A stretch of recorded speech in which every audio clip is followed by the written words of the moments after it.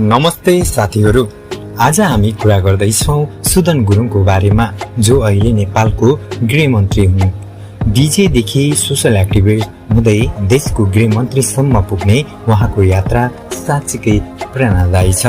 आजको भिडियोमा हामी उहाँको बाल्यकाल, पढाइ, पर्सनल लाइफ र पोलिटिकल जर्नी विस्तारमा बुझ्दैछौँ। यदि तपाईलाई सुदन गुरुङको काम कस्तो लाग्छ, आफ्नो मनमा लागेको प्रतिक्रिया भने कमेन्ट बक्समा लेख्न नबिर्सिनुहोला। र तपाईलाई साँच्चीकै सुदन गुरुङ मनपर्छ भने एउटा लाइक गरिदिनु होला यो भिडियोलाई। Let's start the video.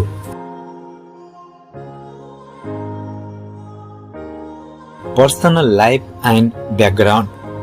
Sudan गुरुङको जन्म सन् 18 जुलाई 1987 मा गोर्खा नेपालमा भएको हो। उहाँ गुरुङ समुदायदेखि सम्बन्धित हुनुहुन्छ।